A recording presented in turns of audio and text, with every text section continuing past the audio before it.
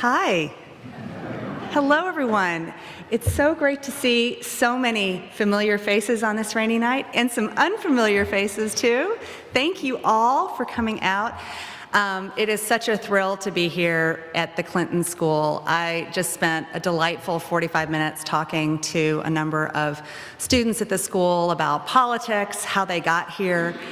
And one of the things that pleasantly surprised me, is that they're from all over the country, that the Clinton School is a magnet for talented young people who are interested in public service and giving back, and they're coming here to Little Rock to start changing the world. And that's what happened. That's what I discovered in June of 1992. I graduated from Northwestern University. I came back home. I didn't have a job. Yeah, I was one of those unemployed college students who came home to live with her parents. My parents, who are here tonight, were thrilled that my college education was paying off so richly.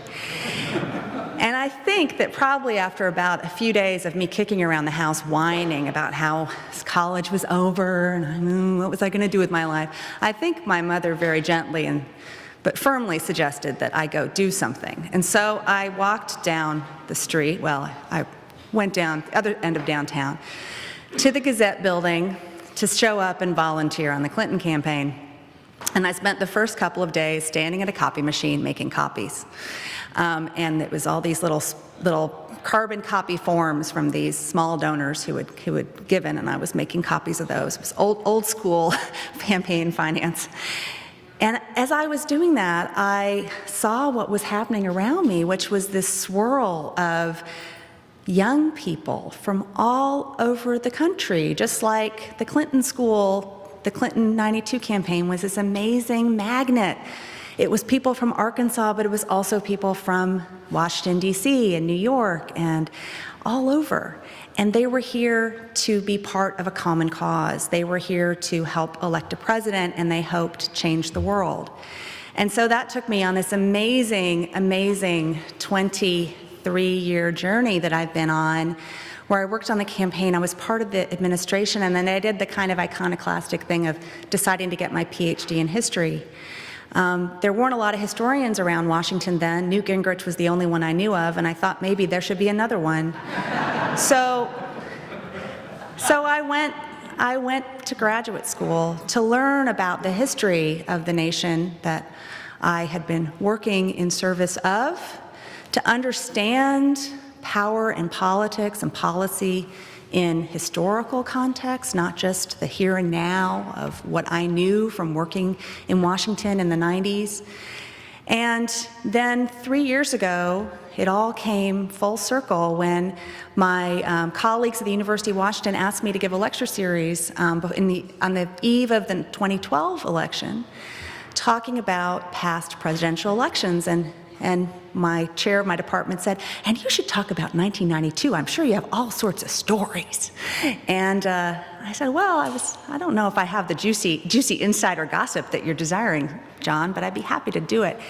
And gosh, it was an incredible journey and a learning experience for me to look at not only the election that I had been part of but looking at it as a historian, researching it, and giving the 92 campaign the treatment that I'd give any other historical event, and putting it in broader context. And so that's where this book came from. After the lecture series was over, I got a lot of encouragement from the people who had heard the series to say, when's the book coming out? And I had no plans for a book. And then I thought, well, maybe that's a good idea, because this is a really important story. So what I want to talk about today is the stories that are in this book. And we all have 2016 on our mind, right? We're thinking about what's going to happen a little less from a year from now and what it all means. And we've already had some big stories emerge from this race. We've had a huge celebrity who's put the political establishment on the run. We have new media, new platforms that are changing the way campaigns are run. And people are, as always, lamenting the gridlock and the partisan infighting and the dirty politics that are on display, and some people are saying it's worse than ever. Well, is it? What's new about what's going on right now? What's not? What can we learn from one another and learn from earlier elections about understanding who gets elected and why? So I first want to explain why I chose the elections I chose. Because the 20th century was a long century. And if you begin in 1900, you have more than 25 elections to choose from, and you could argue that every single one of them was pivotal in its own way. And even within that group, there are others that pop out as, gosh, this was a really important moment. I could have easily written about the election of 1948, when, among other things, Strom Thurmond bolted from the Democratic Party. He was then a Democrat to run as a states' rights candidate. I could have, of course, written about the landslide election of 1980, which brought Ronald Reagan into the White House and ended what historians call the New Deal order. And I could have talked about the more recent elections, the ones that are really familiar to all of us in this room, the election of 2000, the election of 2008, the election of the first African-American president. There's a lot of possibilities. But the ones I chose for reasons that had more to do with just the personal fact that I might have some good stories from 1992. They were ones where I wanted to choose 4 moments that would reflect a broader tapestry of American history, that would reflect economic change and social change and cultural change, to make this case that although every 4 years they roll around, sometimes it seems like less than every 4 years, our attention is grabbed by these presidential elections. These aren't just funny sideshows. And politics itself is very instrumental to and reflective of what's going on in the culture. So in a way, I like to say, I teach the 20th century survey at the University of Washington, and America since 1900. And I like to say this, I wanted this book to be the 20th century survey in a book. I'm writing about elections, but I'm also writing about America's transition from farms to factories, from an industrial economy to a high-tech economy. I'm writing about transitions from establishment to counterculture. And I'm talking about regional transitions from south to north, movement of people, movement of ideas, and changing political parties, a changing Democratic Party and a changing Republican Party. So the stories from these past elections that I profile, I want to use to shed some light on some of the big questions that are animating our politics today, and to make us realize how important it is to pay attention, to participate, to have your voice heard through voting, through activism, because who gets elected matters. So I'm going to start my story with this guy. And this is one reason I have one of the best jobs in the world, because I got to write a book in which I got to write about Teddy Roosevelt and Ross Perot in the same book. And that's like, you can't make that stuff up. It's awesome. So the story begins with Teddy Roosevelt, who had already been president by the time this book opens. He came to the White House, as you guys might remember. He was McKinley's vice president. McKinley was assassinated. He becomes president in 1901. He's reelected in 1904. In 1908, after some hemming and hawing, he decides not to run again. He could technically have run again, but he got a lot of political pressure to, they thought he had an egomaniac anyway, so he decided he would step aside. And in doing so, he had a hand-picked successor, William Howard Taft, who was a great friend and ally, a member of his administration. And he said, the White House will be in good hands with you. It's fine. And so, Teddy being Teddy, he steams off to safari to Africa, and then on a grand speaking tour of Europe, and he's gone for more than a year.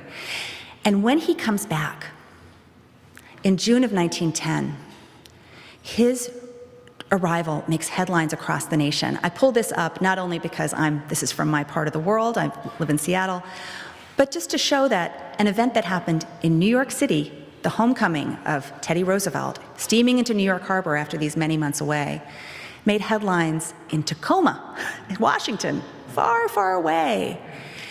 We talk now about, and kind of lament, the effect that celebrity candidates have on our politics. My friends, if you would like to meet a celebrity candidate, I introduce you to Colonel Roosevelt. And Teddy Roosevelt comes back in the summer of 1910, and he's spouting some really strongly progressive, even radical messages that went beyond what he did as president. He's talking a language of reform. He's talking about the need for a federal government to do more, to do something to curb the power of corporations, to give the working man a fairer break. And he goes around the country, barnstorms the country on this speaking tour, getting bigger crowds at every stop. But you know what? I had a really revealing moment. One of the things about writing a book is that you write the book, it's out, and then you discover something like, ooh, that would have been so good to put in the book. So a few weeks ago, I was giving this talk in Seattle, and prep for that, I looked at the Seattle Times from 1910, 1911, because in April 1911, on this sort of barnstorming tour, Teddy showed up in Seattle. And of course, it was banner headlines that took up half the front section of the paper. But one of the things the reporter noted is that tens of thousands of people came out to the Seattle waterfront to see Teddy arrive, to see him parade through the streets. But the majority of the crowd weren't really cheering. They were just there out of curiosity, because they wanted to see President Roosevelt in person. And I thought that was really interesting, because one thing that Teddy Roosevelt picked up from these 2 years of going around speechifying was that people loved him and they wanted him to be president again. And people came out, and a lot of people loved him, but a lot of people were just curious. They wanted to see this giant celebrity, this legendary figure, and see what he had to say. So keep that in mind. And Teddy Roosevelt was not the only figure on the 1912 scene, spouting ideas that were kind of out beyond the edges of the usual political discourse.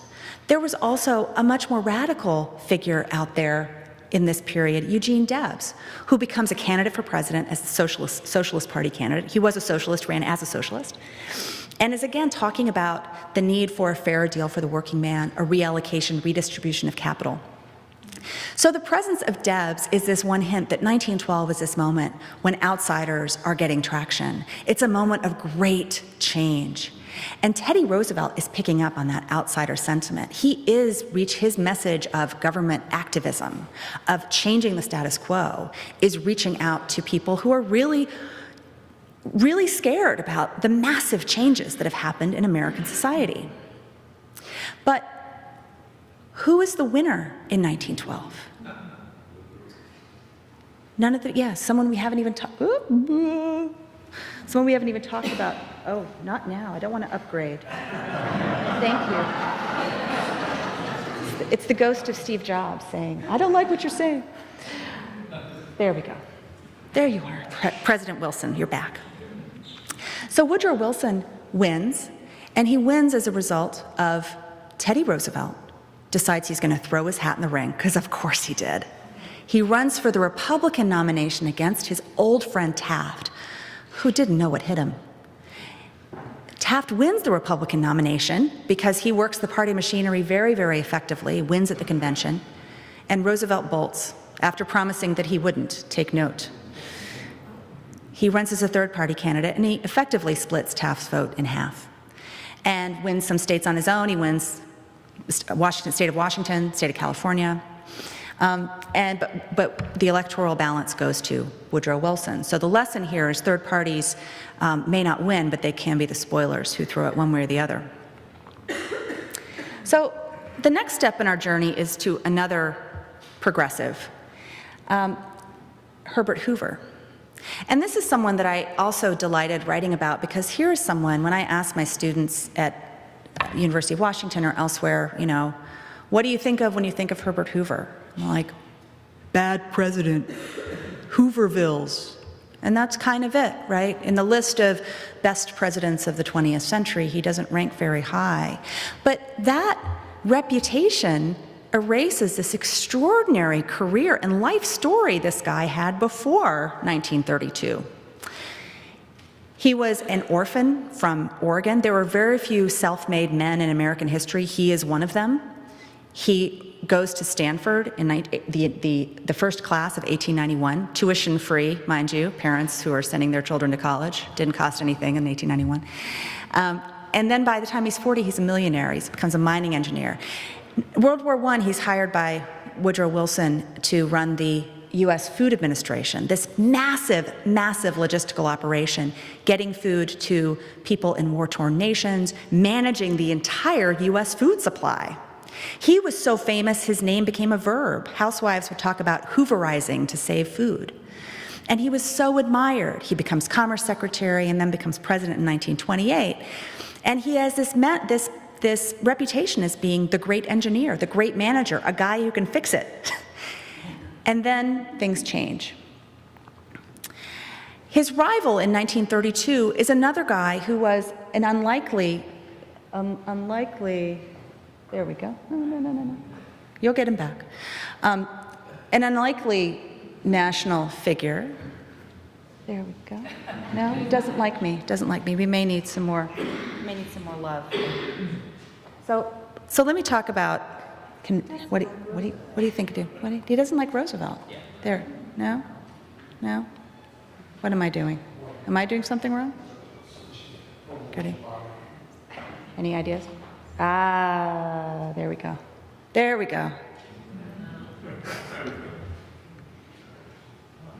He'll come back. So Hoover is not only known as a great engineer, but he's also known as a master of public relations. Yeah, the guy who has this legacy where college students of 2015 just don't know much about him. He was a guy who had this real sense of how to use the media to get a message out effectively.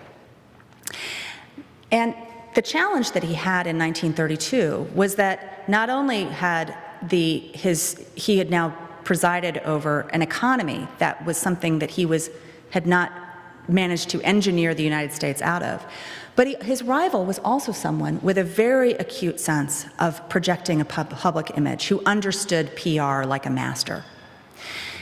And one of the reasons that Franklin Roosevelt understood how to use the media to project an image, to have message discipline, was because of his disability. So as we know, in the early 1920s, Roosevelt was afflicted with polio, and he was never able to walk unassisted again.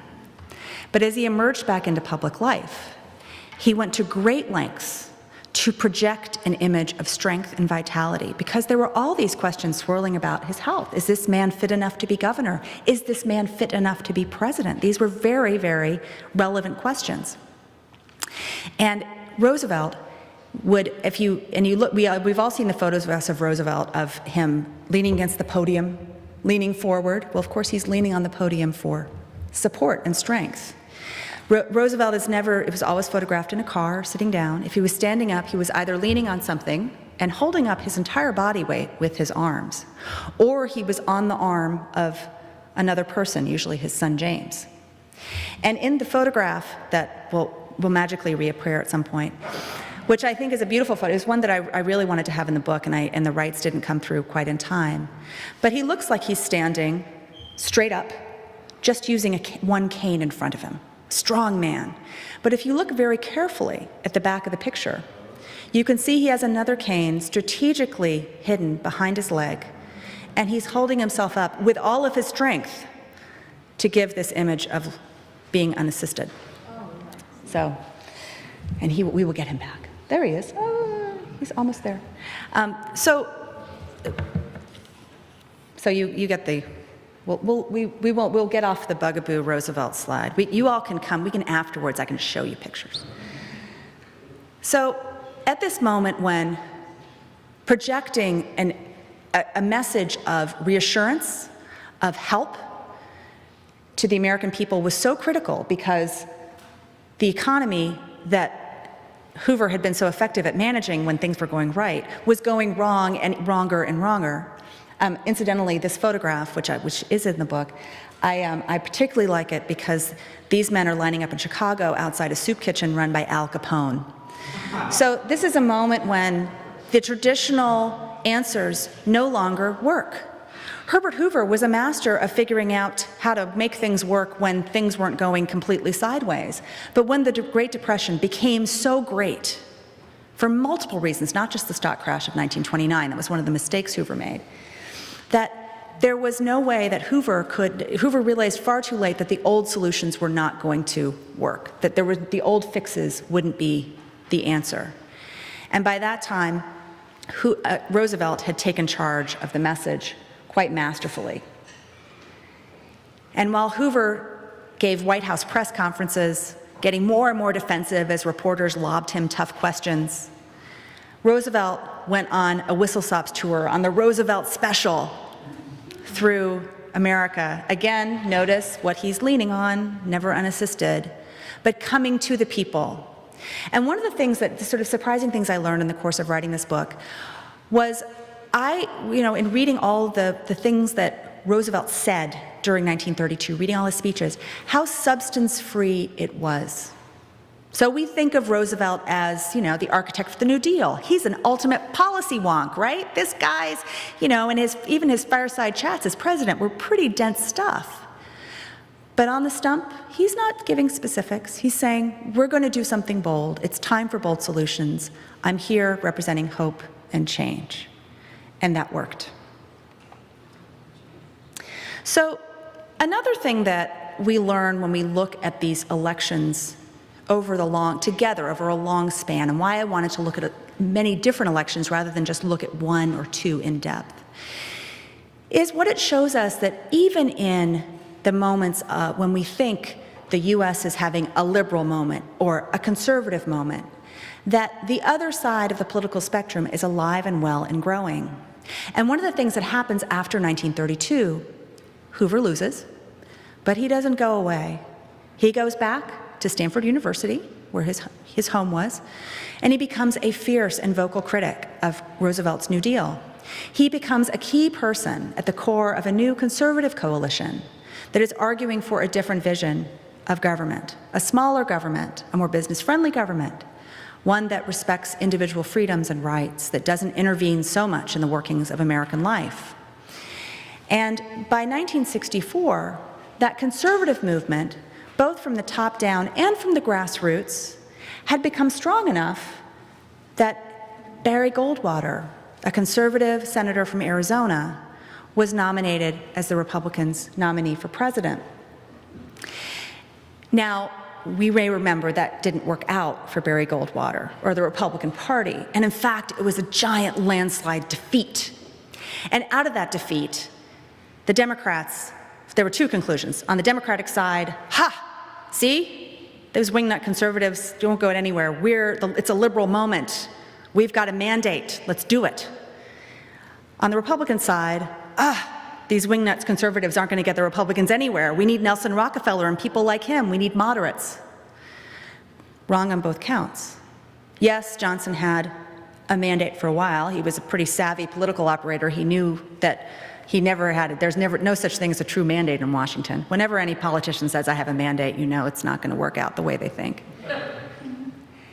And so I bring this in because when we come to the 1968 election, the figures, the icons that pop out immediately are often on the liberal side. Because 1968, of course, became the election when Vietnam animated whole new swaths of the electorate, roiled the Democratic Party, turned it upside down, inside out, and sideways, and brought these new figures, Gene McCarthy and then Robert Kennedy, to the fore as anti-war candidates. And also being propelled forward by a new generation of political activists, of young people, college kids, Gene's college kids, working to mobilize support for this anti-war Democrat, the senator from Minnesota. But another important part of this story is the other side of the spectrum. This picture did make it in the book through the generosity of George Lois, the legendary graphic designer who designed this cover for Esquire, who's still around. And this, of course, this wasn't the election when the liberals won and were ascendant. And there are plenty of sort of counterfactuals like, what if Robert Kennedy hadn't been assassinated? What if?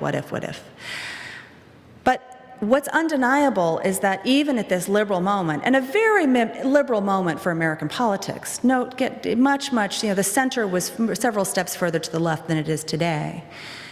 Who wins? Richard Nixon. Why does he win? Well, he wins for a number of reasons, but let me point out a couple of them. One is, again, image and media.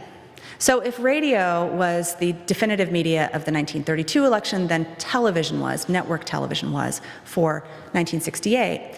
And if you guys are fired up enough from this talk and want to do more after after-hours homework tonight, it isn't homework, it's an internet rabbit hole of the most delightful kind. I encourage you to go to the Museum of the Moving Image in New York has a wonderful website called the Living Room Candidate. And on it, they have campaign ads from the major party candidates since 1932, all the way up till the most recent election. And it is fascinating. And so, among other things, maybe your first stop on this magical mystery tour, because let me tell you, you'll be there a long time. I've already had people call me and say, I can't believe you recommended that website. I got no work done yesterday. Is go to the ads that Richard Nixon ran in 1960, when he ran and lost against John F. Kennedy, and in 1968.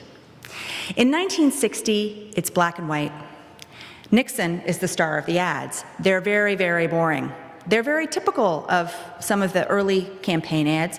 He's either standing up, or trying to lean against a desk and look kind of casual, but talking right to the camera and saying something serious about the issues of the day. 1968, his ads are like MTV a decade and a half early.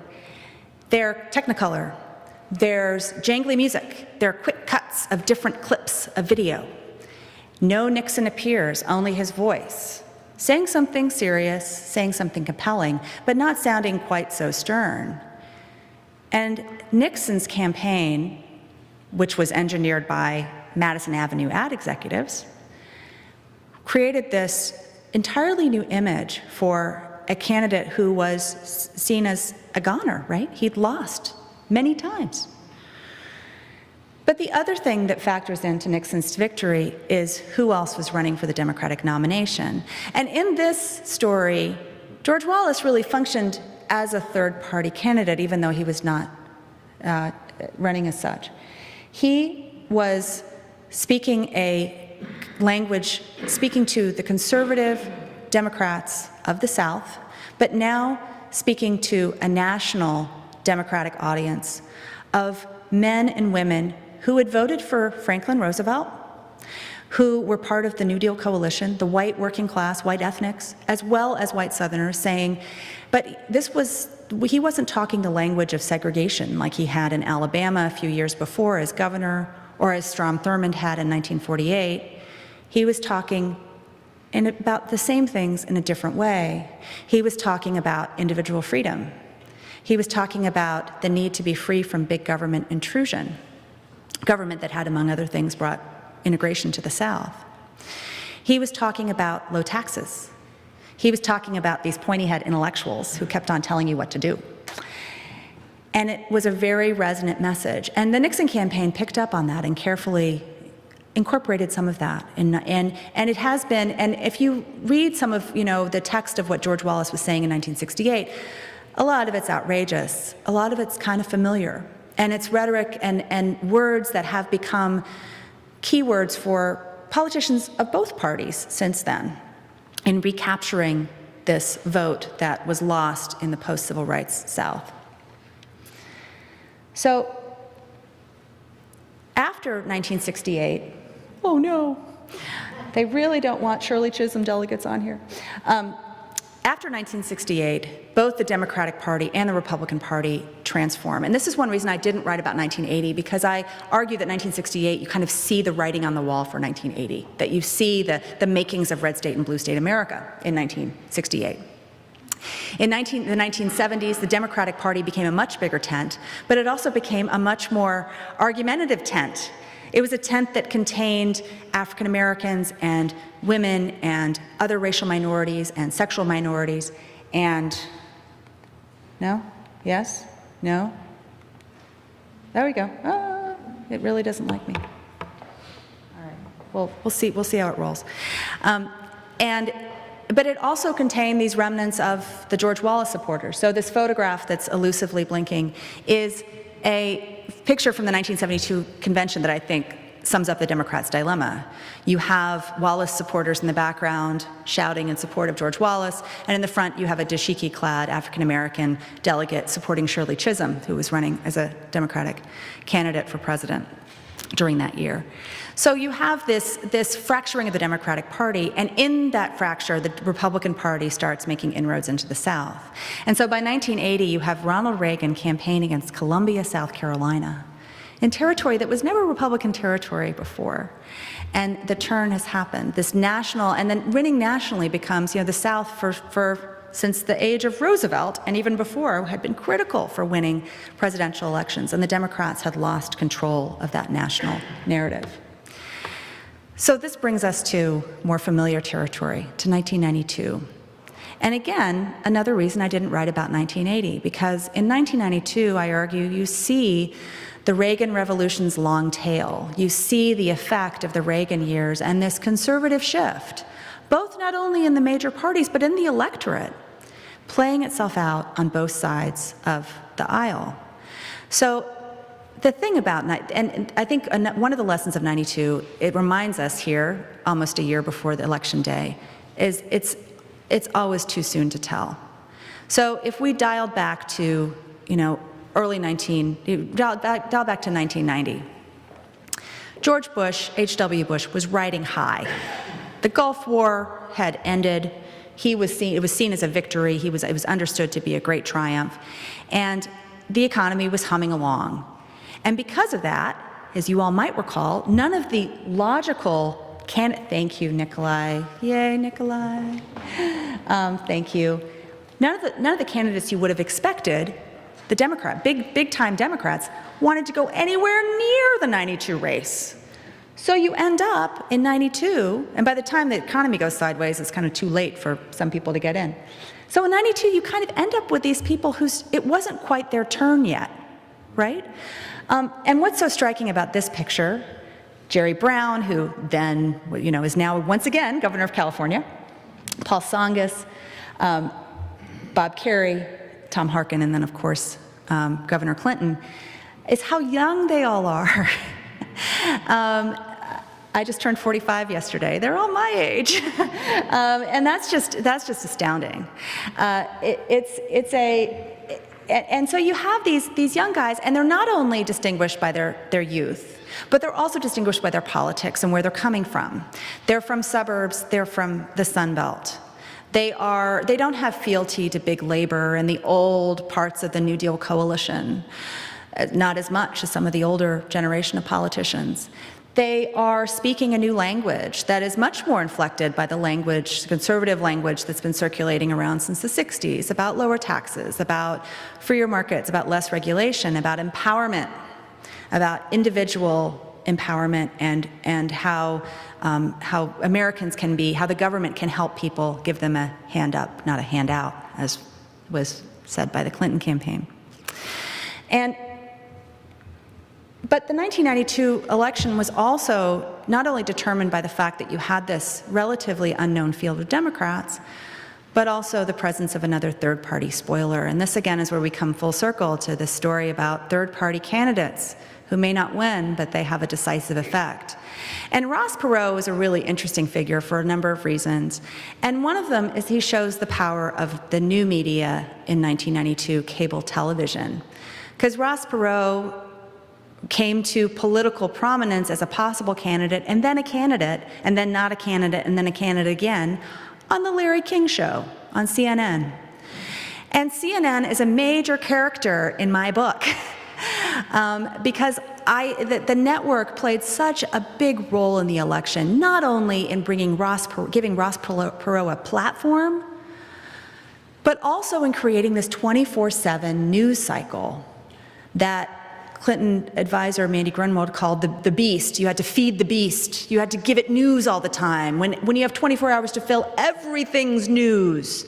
So in the age of Walter Cronkite, there was 30 minutes, and you prioritized what's news, what's not news. In the age of CNN, little things become news, and then they stay news again and again and again. And so on the one hand, it becomes this opportunity for campaigns to use that effectively and to feed the beast and to give them material. It also is a way for scandals and for small stories to become big ones, to stick around for a long time. So once again, new media is defining how people run and who wins. And the other thing that is an important way to understand the '92 election and why I think it is a pivotal election is the role of this region, of the South. Because Bill Clinton breaks the rules when he chooses a vice presidential nominee, right? He gets Al Gore from next door in Tennessee. You don't do that. You get some geographic diversity, you get some demographic diversity. You know, you get someone who's completely different from you, and these guys seemed very similar. They were both New Democrats, they were both from the Mid-South, they were both representing this new generation of the Democratic Party and a new American generation, a baby boom generation. And in doing so, we're able to build this centrist electoral coalition and bring along the old parts of the New Deal coalition to form enough of a plurality, thanks to Ross Perot, who took more votes away from George H.W. Bush than he did from anywhere else, to win the election. So I'd like to end with just urge everyone to think about elections as history. Of course, elections are historical events, but let's think of them as a way to understand bigger things about American history and the world that we live in. One, new media and new technologies reshape how to run and win. So today it's social media. In the age of Teddy Roosevelt, it was newspapers. Two, outsiders, and this is a year of outsiders. Outsiders gain traction when voters believe that established institutions have failed them. And we're really seeing this so vividly right now, where there's so much dissatisfaction with the government in Washington, with government at all levels, with established institutions from big banks to big universities to big anything. In a way, it's like 1968 all over again. And sometimes scholars in the past have talked about electoral history as a swinging pendulum between left and right. And I'd like us to instead think about it as a shifting center. That in a given era, the realm of political possibility may go a few steps in one direction and a few steps in another. That the center shifts. What's centrist shifts? Richard Nixon would have been a hair-on-fire liberal in some respects if he were running as a Republican candidate today. I think he would have probably made it work. But, you know, EPA, guaranteed minimum income, the policies of the Nixon administration reflected the moment in which he was president, a moment when the idea of a much more interventionist, expansive government was something that was politically palatable to members of both parties. So think about, and that also gives us room to think about a right coexisting with a dominant left and a left coexisting with a dominant right. That it's not one or the other. We're neither a left nation or a right nation. We're all of these things together. So again, I'm so thankful and honored to have been here in this place with all of you who, so many people in this room were so instrumental for getting me into this business, my first business and my second business, politics, then the academic business.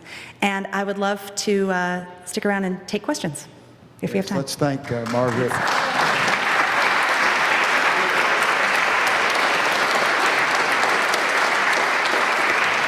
Please wait for the microphone. Okay, Robert, it's yours. Some political scientists say the '32 election was the most major realigning of the four. Mm-hmm. It lasted for about 20 years. Mm-hmm. First part of the question, would you agree with that? Second part, that some political scientists say that the '28 election, which had Joe T. Robinson as vice president, was the foundation for the '32 election because it kept the South here while Smith, Roman Catholic, kept the North. Would you agree with that, and did you keep that? Is that in your book? Yeah.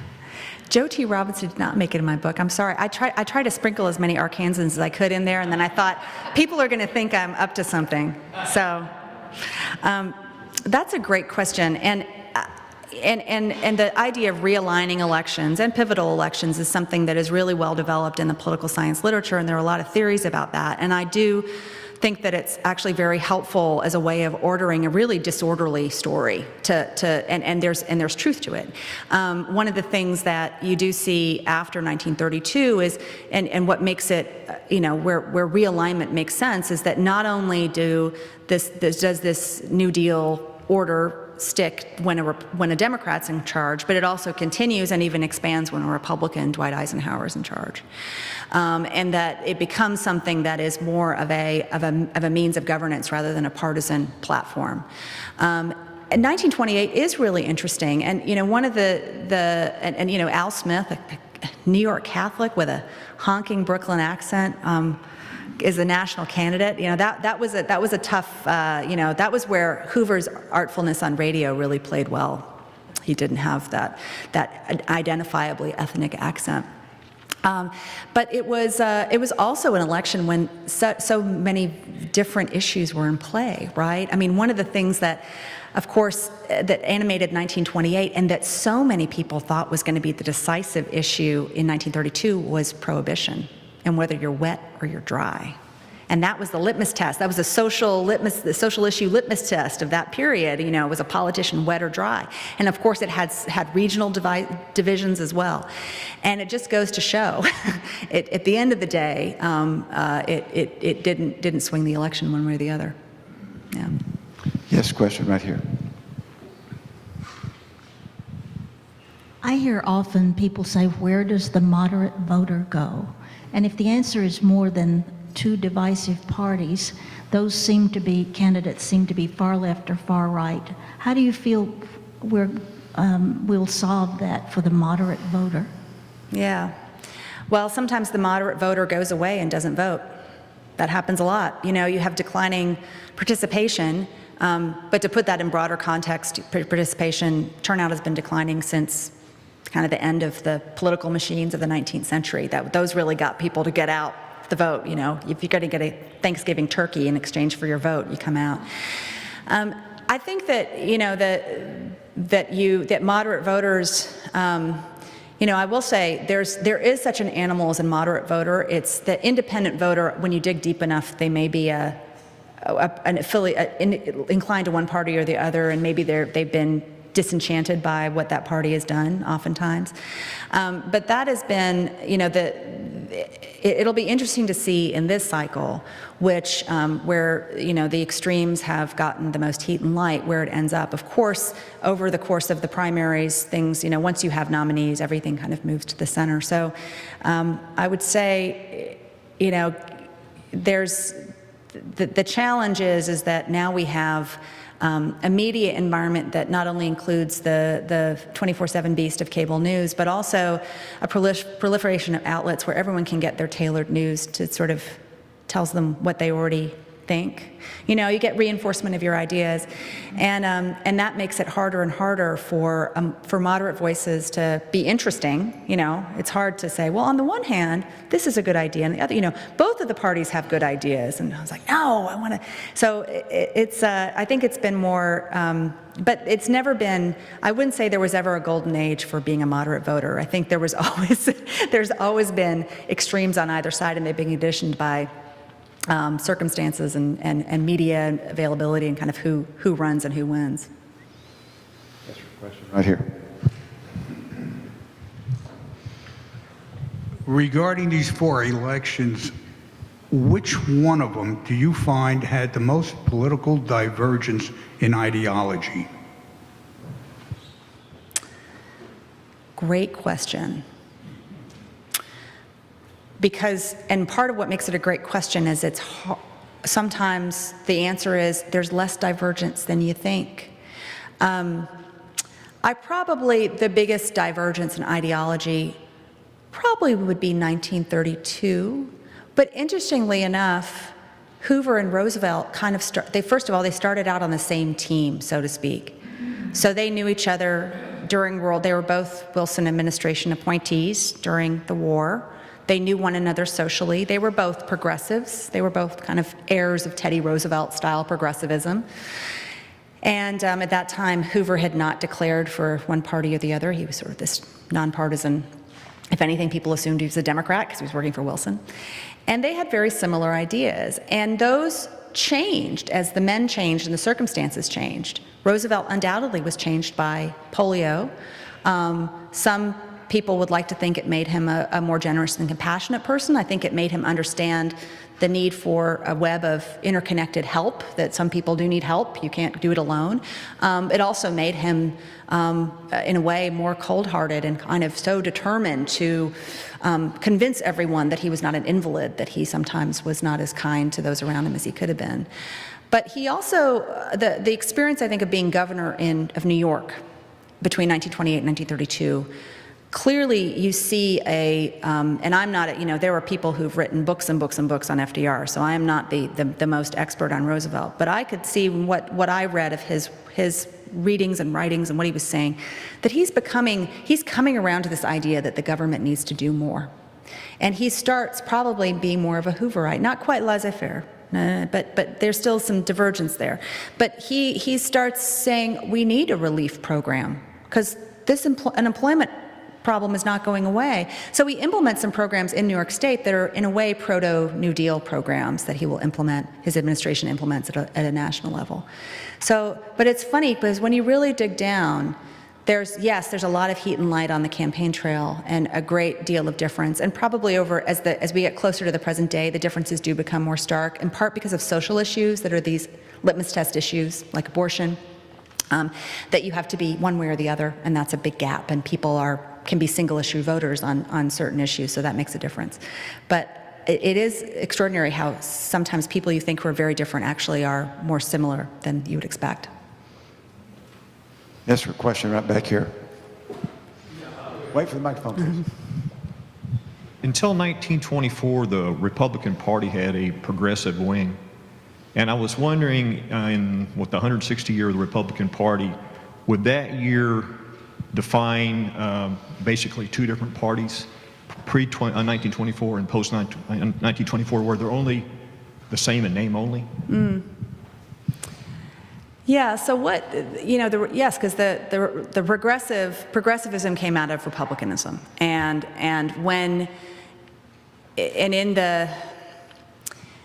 really over, it's hard to say, again, this is all, these changes happen on the basis of individual people and, sort of shifting alliances, both within parties and then people who are voting for certain candidates. But what is striking is looking, just simply comparing the Republican Party, yes, pre the sort of, let's call it the long 1920s, and post, and how the progressive ideas that are expounded by people like Teddy Roosevelt in the form that they are, and that are picked up by Woodrow Wilson, and the Democratic Congress that he comes into in 1912, 1916, do a lot of things that are moving towards a more sort of robust central state. But the Democratic administration of Franklin Roosevelt becomes the place where all of these earlier Rooseveltian progressive ideas actually take place. The interesting thing to watch, I think, in really understanding this change is not just to look at the national level, because we focus a lot on presidential elections, but also to look what's happening at the state and the local levels, because of course that at the state and local level is where progressive reform happened before the New Deal, by and large, where you have these programs for workmen's compensation, where you have these programs for unemployment insurance, social insurance, women and children, welfare programs, food programs. All these things are happening in cities, happening in towns, happening in states. State legislatures and individual municipalities are putting forth, that's where reformers are kind of really focusing their energy, and it percolates up at a moment of national crisis. So it's not only a partisan shift, but it's also this story of federalism, the story of reform. And I think for those people who are thinking about, how can I be a political activist? Gosh, it's so hopeless. Washington is this impenetrable fortress. The power of local activism.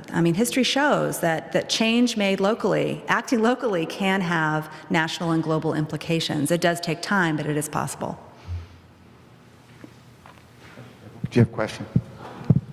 Hold on, wait for the mic. Hi, Sochi Delgado. We met earlier. I'm a first-year student. Immigration reform seems to always be a very divisive issue during elections, but kind of seems to get swept under the rug, at least in most recent elections, kind of towards the end, because nobody wants to make a commitment one way or the other. Has there been a candidate that has run successfully on a pro-immigration reform campaign or platform? Yes. So on immigration, it's a fascinating, just to trace the history of that as a political issue is, of course, fascinating, because every wave of immigrants to the United States since 1789, I mean, since, that there's been, whoever's the newest one on the block is the one that everyone wants to get rid of. And first it was the Germans, then it was the Irish, then it was the Chinese, then it was, and it's the same arguments, the same tactics, the same language, and this idea of who is a real American. And because of that, because of, I think, the tenacity of this anti-immigrant sentiment in an immigrant nation, it has been more the exception than the rule that a major party candidate comes out and is sort of embracing of that. But I think that, and this is sort of taking it away from a presidential election context, but I think a really interesting moment in immigration history and immigration reform, of course, is the lead up to the Immigration Act, the Hart-Celler Act of 1965, which is signed in by Lyndon Johnson. And it's signed in both and he articulates it as an issue of civil rights. Because of course there had been quotas, de facto, de jure quotas, since the 1920s.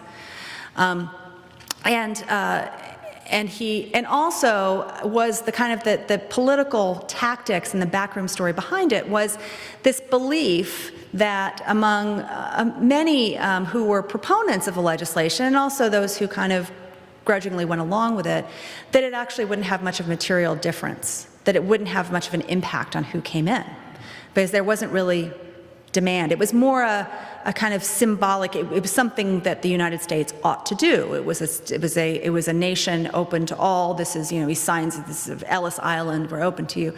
And of course, it eventually has this dramatic demographic effect on the United States. It creates the modern United States, the U.S. we know now, a U.S. that is full of immigrants and their children and grandchildren from Latin America, from Asia, from Africa, from all parts of the world. And it's really changed it's changed American politics pretty profoundly. So, maybe, one thing to remember as we're sort of in this the heat and light of the Republican primary in particular, is to go back to when George W. Bush was first running, and the really pro-immigrant, inclusive messages that he was giving out in 2000 as a compassionate conservative, talking about the need to welcome people and to bring people to citizenship, and a very, very different sort of language than we hear today. I know there are more questions, but I'd also want to make sure we have plenty of time for you to visit with her as you have the opportunity to have her sign your book. Let's thank Margaret for being. Thank you.